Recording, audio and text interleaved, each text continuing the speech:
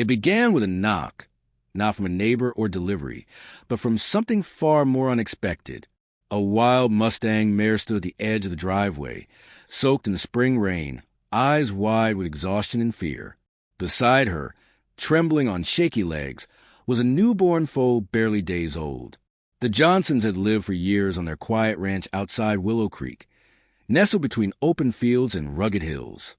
They were used to deer wandering through the yard, the occasional coyote howling at night, but never this, a wild horse seeking help. "Mom," called 15-year-old Jake, his voice tight with surprise. "There's a horse here." Linda Johnson stepped out onto the porch, wiping her hands on her apron. She'd worked as a vet tech for nearly 2 decades. She knew horses, especially wild ones, and she knew they didn't just show up at your house. The mare didn't run. She didn't even flinch when Linda moved closer. "She's hurt," Linda whispered, noticing the deep wound along the mare's side, the way she limped slightly on her left front leg. Her husband, Tom, came out behind her, silent for a moment before asking, "What do we do?" Before Linda could answer, the mare took a step forward, then another, and then, in a gesture that stunned them all, she lowered her head, not in aggression, but trust. Rain pattered steadily around them as the family tried to make sense of what was happening. They called Dr. Harper, Linda's boss, who arrived within the hour. Even she, with over 20 years of experience, couldn't believe her eyes. "This isn't normal behavior," she said, crouching beside the mare. "Wild Mustangs avoid people, especially mares with foals. But this one," she allowed Linda to touch her, allowed her into the barn, accepted care like she understood it was needed. As they cleaned the mare's wound, something else caught Linda's eye, a partial brand on her neck. Someone had tried to mark her. Someone had tried to claim her.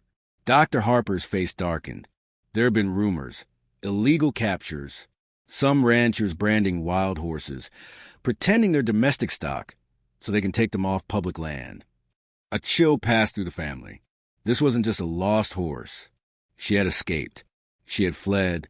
And now, injured and weak, she had come here, to the only human she believed might help. They named her Willow after the creek nearby. Her foal they called Ekko. Over the next few days, something remarkable happened. Willow trusted them.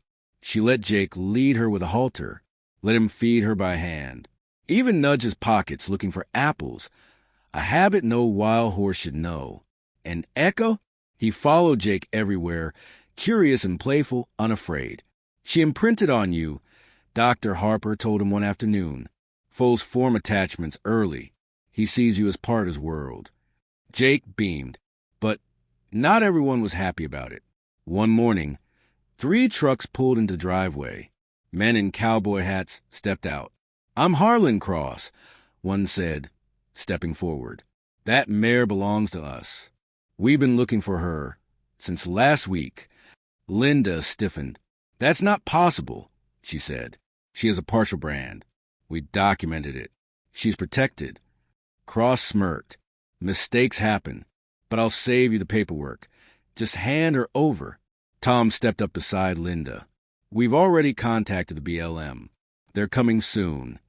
Cross frowned, then turned back to his truck. "We'll be back," he said, "with the sheriff." Fear settled over the house like fog. "They're going to try and take her," Jake said quietly, watching from the barn window. Willow heard the voices, her ears pinned back. She stepped protectively in front of Ekko. "She remembers them," Jake whispered. Later that day, Agent Garcia from the Bureau of Land Management arrived with local law enforcement. Inside the barn, she examined Willow closely. "She shows clear signs of distress when those men are near," she noted. "And this attempted brand is not consistent with legal practices." Outside, Cross handed over documents claiming ownership, but Garcia shook her head. "These papers may look official," she said, "but they don't match federal records. This mare is wild, protected under the Wild Free-Roaming Horses and Burros Act." Cross scowled.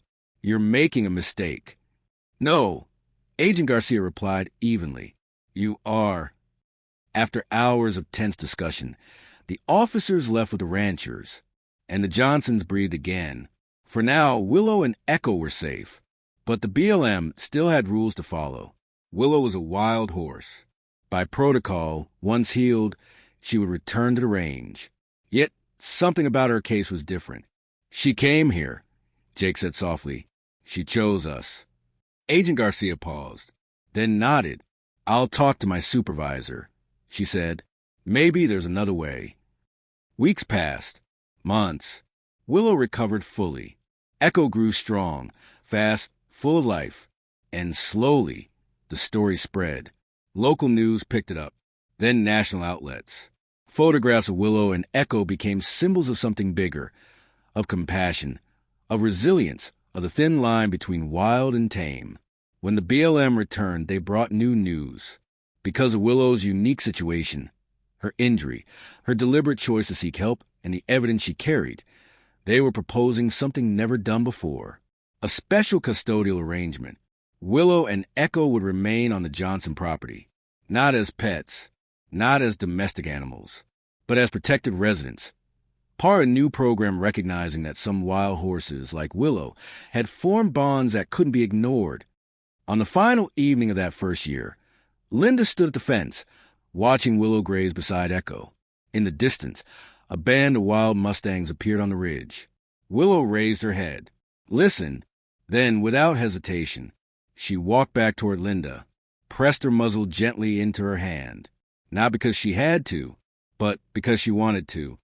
Sometimes, freedom isn't just about being left alone. It's also about choosing who to trust.